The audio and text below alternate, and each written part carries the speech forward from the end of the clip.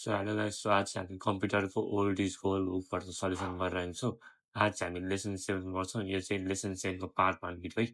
So playlist चाहिँ please check गर्नु होला for part 2 and part 3 in the upcoming भिडियोजमा आउने गर्दछ होइन, प्लेलिस्टमा चाहिँ अपडेट हुनुपर्छ है। सो पहिला सुरु गर्नुभन्दा एउटा इन्फर्मेसन के दिन जान्छ होइन, हजुरहरूको यो इयरको क्वेसन छ नि 2082 को क्वेसन नम्बर 14 को क्वेसन हजुरहरूको बुकमा सायद यो 1 नम्बरमा नभए यस्तो 4 नम्बर 5 नम्बर हुन्छ छ होला होइन, यही सेम क्वेसन। सो हजुरहरूले त्यो चेक गर्दाखेरि चाहिँ होइन, यो इयरको बेसिसमा चेक गर्ने यस्तो यस्तो क्वेसनहरू है, सबै इयरको बेसिसमा यो नम्बरको भन्दा पनि इयरको बेसिसमा चाहिँ चेक गर्नु होला है। सो यही हो। सो अब चाहिँ हामी सल्युसन गरौँ है त। सो पहिलो क्वेसन चाहिँ रहेको छ what is AI explaining application areas of AI in education. अनि अर्को 2081 को क्वेसन नम्बर 41 फेस सोधिएको छ give 5 example of AI application in the education भनेको छ है त। AI stand for artificial intelligence, यो चाहिँ फुल फर्म भएको छ होइन। अनि artificial intelligence is the ability of a computer or machine to perform task like humans, यो चाहिँ डेफिनेसन भयो definition. It enables machine to learn thing and make decision like human. Examples chat GPT, Gemini etcetera होइन। यिनीहरू चाहिँ होइन ठ्याक्कै सबै याद होइन, किनभने यो 2 मार्क्समा पनि कहिले कहिले छ नि यसरी, यो चाहिँ होइन 2 मार्क्समा सोधिएको र यो चाहिँ होइन 3 मार्क्समा सोधिएको है। यसरी यो सब डिभाइडेडहरू गरे हुन्छ कि अथवा यो 1 मार्क्सको यो 4 मार्क्सको हो, त्यस्तो डिभाइड गरेर हुन्छ कि। सो त्यसरी यो चाहिँ धेरै नै याद गर्नु कि कहिले कहिले 2 मार्क्समा सोध्ने गर्ने गर्छ है। अर्को चाहिँ application of AI in education है त। स्मार्ट ट्युटरिङ सिस्टम है। AI provides personalize learning for students. It help students understand topics at their own pace चाहिँ कि होइन, यो चाहिँ होइन ट्युटरको काम चाहिँ होइन टिचरको काम जस्तो चाहिँ होइन गर्ने गर्दछ अरे है। एआईले चाहिँ होइन एउटा पर्सनल लर्निङ छ नि होइन स्टुडेन्टको लागि बनाइदिन्छ अरे कि है। अर्को राखेको छ chat bots for student supports है। AI chat bots answer students questions any time they help with homework and general queries. यो भनेको यो च्याट जिपिटी होइन नि, च्याट जिपिटी जेमिनाज भनेको कि हजुर, च्याट बट्स भनेको चाहिँ त्यही च्याट जिपिटी जेमिनाज भयो। अर्को रहेको छ intelligent content creation. AI can create study materials like notes, summarize and quizzes. It help students understand topic in a simpler way. यो चाहिँ के भन्छ त्यो अब हामीलाई त्यो अब समराइज गरिदेऊ भनेर हामीले यहाँ च्याट जिपिटीले भन्यो भने गरिदिन्छ नि त। अब नोट्सहरू बनाइदियो, क्विजेसहरू बनाइदियो भने जस्तो बनाइदिन्छ नि त। आज त झन् इमेजहरू पनि झन् बनाइदियो झन् बनाइदिन्छ नि त, हो त्यही भनेको है त। अर्को रहेको छ language translation and learning support.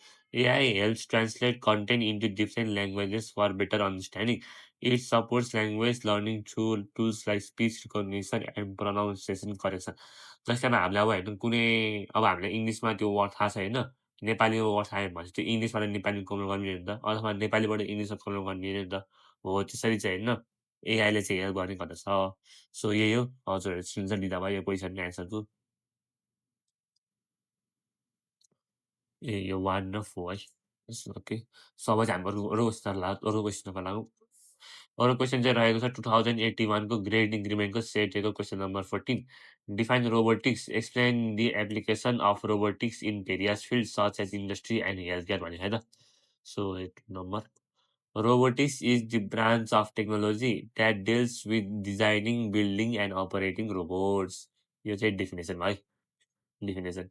It uses machines to perform tasks automatically by replacing human efforts. होइन। अब आउँछ एप्लिकेसन अफ रोबोटिक्स इन्डस्ट्री। इन्डस्ट्रीमा चाहिँ अब यो यहाँ चाहिँ क्वेसन भनेको नि त एरिया सच एज इन्डस्ट्री होइन, इन्डस्ट्रीमा चाहिँ के चाहिँ गर्छ हेर्नु है त। Robots are widely use in industries to perform task such as assembling products, building, painting, packaging and quality inspection के। अब यहाँ नेपालमा पो त यस्तो रोबोटिक्सहरू धेरै युज होइन, तर बाहिर बाहिर अमेरिकामा युज गर्ने कति धेरै युज हो क्या। हो झन् यो एसेम्ब्लिङ प्रडक्ट त ओहो त्यो आइफोनहरू, त्यो मोबाइल फोनहरू जे पनि रोबोटले नै बनाउने हो नि त होइन। सो यही हो। अनि they increase production speed, improve accuracy, reduce human errors and can work continuously without getting tired है त। सो यो चाहिँ इन्डस्ट्रीको भयो। अर्को चाहिँ रह्यो हेल्थ केयरको रह्यो है त। Robots are use in hospitals to assist doctors during surgeries, making operation more accurate and less invasive है त। They are also used for patient care, medicine delivery, rehabilitation and laboratory testing which improves the quality of healthcare services। यो चाहिँ अब हाम्रो अब नेपालमा पनि नभए पनि बाहिर विदेशमा चाहिँ हुने गर्दछ यस्तोहरू। सो हजुरहरूले स्क्रिन लिँदा भयो यसको नि सो अब चाहिँ हामी अर्को क्वेसनतर्फ लागौँ अर्को क्वेसन चाहिँ रहेको छ 2081 को ग्रेट इन्क्रिमेन्टको सेट बीको क्वेसन नम्बर 14 है define the terms big data and IoT भनेको इन्टरनेट अफ थिङ्स है त big data refers to a large volume of structure semi structure and unstructure data that is too large and complex to be process using traditional data processing methods कि है त यो चाहिँ एउटा होइन large volume of data हो होइन जुन चाहिँ स्ट्रक्चर छ अथवा सेमी स्ट्रक्चर छ अथवा स्ट्रक्चरै होइन अरे जुन चाहिँ यति धेरै लार्ज र कम्प्लेक्स छ अरे होइन जुन चाहिँ प्रोसेस गर्ने होइन धेरै गाह्रो हुन्छ अरे कि है त अनि it is collected from various sources and analyze to discover useful patterns trends and information है यिनीहरू चाहिँ होइन भेरियस सोर्सेससँग कलेक्ट गर्छ अनि एनालाइज गर्छ होइन टु डिस्कभर होइन useful patterns trends and information है त big data helps organisation make better decision and improve their services based on data analysis है त अर्को रहेको छ इन्टरनेट अफ थिङ्स है इन्टरनेट अफ थिङ्स अथवा IoT is a network of physical devices such as computer smartphone sensors home appliance and vehicles that are connected to the internet and can collect, share, and exchange data automatically without requiring much human intervention. It enables smart communication between devices, making everyday tasks more efficient and convenient. है त so यही हो so हजुरहरूले screenshot लिँदा भयो यसको 3 number होइन so अब चाहिँ हामी अर्को क्वेसनतर्फ लागौँ अरू क्वेसन चाहिँ 5, 8 होइन 2081को ग्रेट इन्क्रिमेन्टको सेटएको क्वेसन नम्बर 14 मा सोधिएको छ र 2079को ग्रेट इन्क्रिमेन्टको सेटएको क्वेसन नम्बर 41 मा छ है define cloud computing services explain the concept of cloud computing है त cloud computing is the delivery of computing services like storage software and processing over the internet It allows users to access files and applications to the internet from any devices. Example includes Google Drive and iCloud.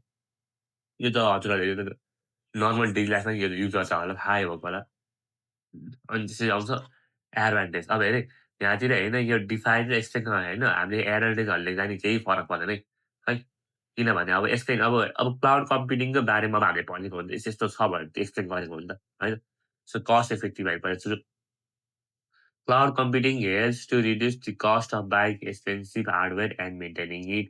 This makes it affordable for both individuals and organizations. है त त्यसले सस्तो हुने गर्दछ Organizer provides large storage. Right? Cloud provides a very large amount of storage space. Users can store a huge amount of data easily. Organizer easy access of information. With cloud computing, users can access their data anytime and from anywhere using the internet. It makes sharing and working easier. है त अर्को रहेछ backup and recovery cloud computing automatically saves backup copies of data. If data is lost due to any problem, it can be recovered easily. है त अर्को रहेछ easy scalability. Cloud services allows users to increase or decrease storages and resources according to their needs. This flexibility makes it easy to manage data without any difficulty.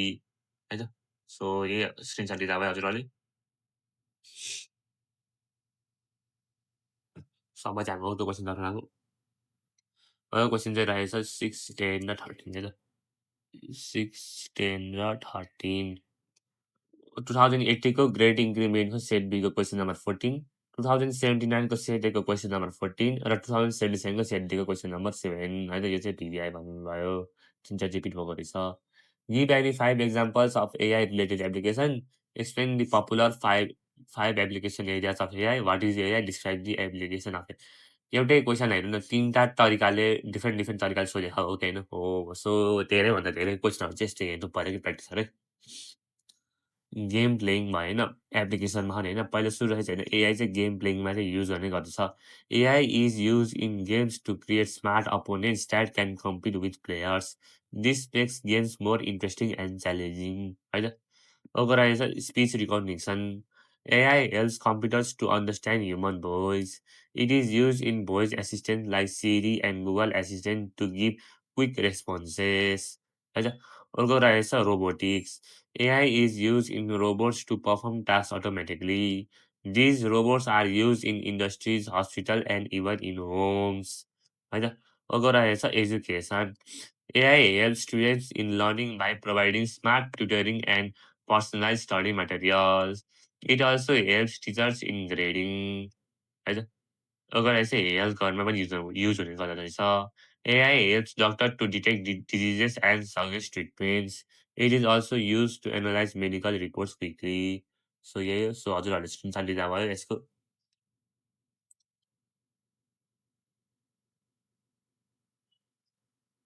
समझ हाम्रो अरू question गरौँ। अरू question चाहिँ रहेको छ 7 2080 को क्वेसन नम्बर 14 मा सोधिएको छ। वाट इज क्लाउड कम्प्युटिङ भनेर सोधिएको छ र point out the advantages and disadvantages of cloud computing. यहाँतिर हजुरहरूले हेर्नु 1+4 भनेपछि यो चाहिँ 1 मार्क्स जतिको एन्सर लेख्नु पर्यो र यो चाहिँ 4 मार्क्स जतिको एन्सर लेख्नु पर्यो है त। सो क्लाउड अथवा होइन कहिले कहिले यो क्लाउड कम्प्युटिङ होइन 2 मार्क्समा पनि सोधेको छ है। सो त्यसैले चाहिँ मैले अलिक धेरै लेखेको for future safe. Cloud computing is the delivery of computing services like storage, software, and processing over the internet. It allows users to access files and applications through the internet from any device. Example include Google Drive and iCloud है त। यो चाहिँ cloud computing अघि पनि हामीले गरेको थियौँ। So advantages of cloud computing है त। Cost effective Cloud computing helps to reduce the cost of buying expensive hardware and maintaining it. This makes it affordable for both individual and organization. Organizer provides large storage. Cloud provides a very large amount of storage space. Users can store a huge amount of data easily. Organizer disadvantages of cloud computing. Security risks. Since data is stored online, it may be at risk of hacking or cyber attacks. If security is not strong, sensitive information can be misused. Organizer internet dependency. Cloud computing completely depends on the internet. Users cannot access their data whenever they need if there is no internet connection. है त। So guys so यति नै हो। अहिले चाहिँ हाम्रो lesson 7 को part 1 is finish. Lesson 7 को पार्ट 1 इज फिनिश।